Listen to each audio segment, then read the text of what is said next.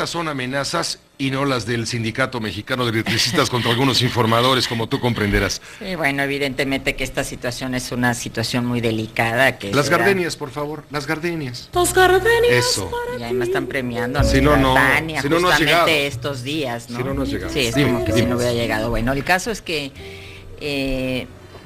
yo creo que el análisis tanto de las declaraciones de lo que está sucediendo en Nuevo León, en esta área metropolitana, nos debe de llevar como a varios aspectos. Una parte es lo que tú señalabas, bueno, cómo después de decir que va a tomarse atribuciones extralegales y generar brigadas o mecanismos, digamos, que permitan limpiar el municipio, cueste lo que cueste y de la manera como sea, y en la toma de protesta sería que justamente la persona que supuestamente había amenazado al alcalde de muerte, aparece muerto y es el único que lo sabe. Las autoridades del Distrito Federal todavía ni descubrían aparentemente el automóvil con los muertos. Entonces todo esto sí implica una investigación, evidentemente, porque estamos hablando de una autoridad que tiene un mandato constitucional, que tiene que cumplir la ley y que sí la información y la manera como le llega la información, pues tiene que formar parte de la averiguación que está haciendo la propia Procuraduría del Distrito Federal, aunque hasta ahora ha declarado que no lo van a citar. Debiera saberse o debiera investigarse el por qué tiene acceso a una información que no tenía ninguna autoridad. Pero esta es una parte, Pepe. A mí lo que me preocupa es la otra, la necesidad de reflexionar si realmente la estrategia que se está siguiendo para combatir al crimen organizado y al narcotráfico es la correcta y está dando resultados.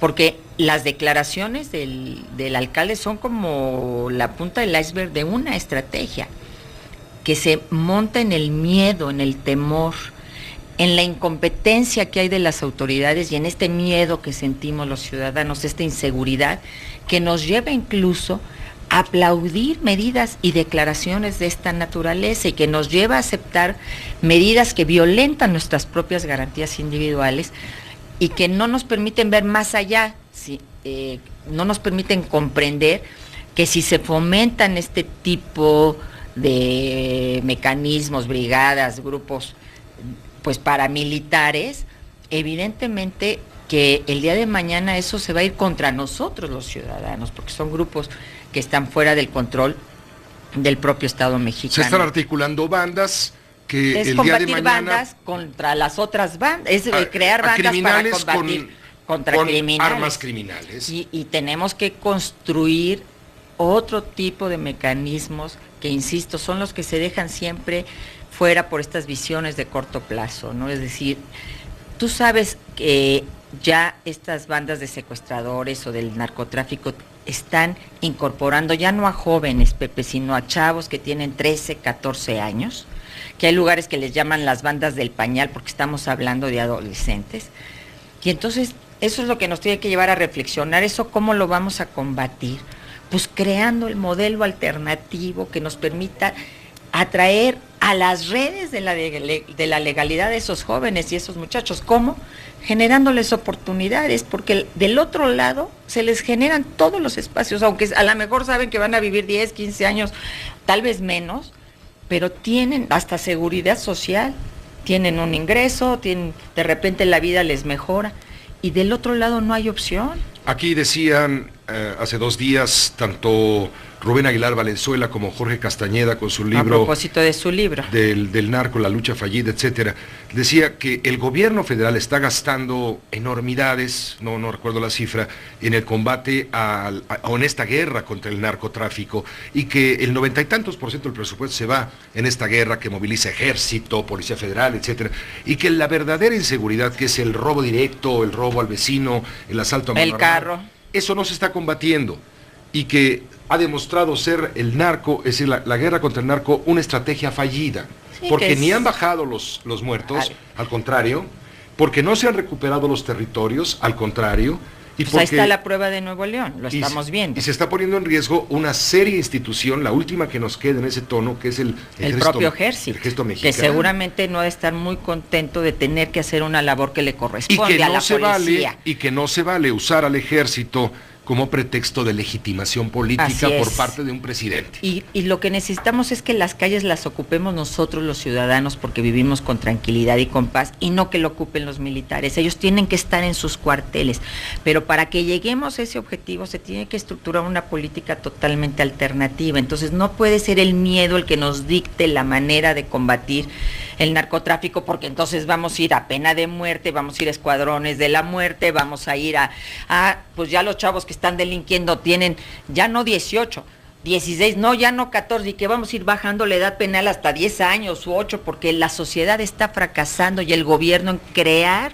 Pero dentro de la sociedad, Rosario Robles, todos llevamos un pequeño fascista. Y cuando este señor, el de Mauricio Fernández Garza de Nuevo León, de San Pedro Garza García Nuevo León, dice lo que dice, mucha gente en el fondo se levanta y aplaude. Claro, y ese es un reto. Porque tiene miedo, porque Pues sí. la gente tiene miedo, y porque lo que dicen es: a mí resuélvanme el problema, no me importa cómo, Pues sí. sin entender Pero nos vamos a la que línea de las selva. consecuencias pueden ser peores para nosotros, claro. y que esos grupos el día de mañana van a estar a lo mejor agrediéndonos a nosotros mismos. Entonces no es por ahí, tenemos que fortalecer a nuestras instituciones y tenemos que regenerar el tejido social para combatir ese fenómeno. Y en efecto reorientar toda la política de seguridad. Entonces yo, más que ir a la parte anecdótica, me gustaría que ya se dé un momento como de reflexión. Ahí está este libro que tú mencionas de Jorge Castañeda y de Rubén Aguilar, ahí está el resultado, ahí está la reflexión de muchos analistas, de gente que está en la política.